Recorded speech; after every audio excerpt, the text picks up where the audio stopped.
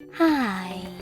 In front of me is Motorola G54 and today I would like to show you how you can turn on and use voice typing. Begin by accessing your device's keyboard and clicking on the microphone icon at the top right corner of it. If it's not visible, tap on this gear instead. Now tap on voice typing in keyboard settings and tap on the gray sweater next to use voice typing to activate it. Then go back to your keyboard and tap on the now visible microphone icon.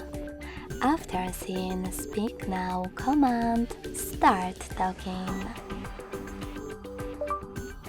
As you can see, voice typing is on. If you wish to stop, click on the same microphone again.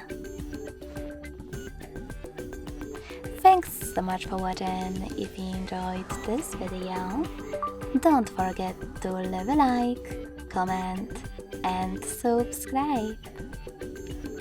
Bye!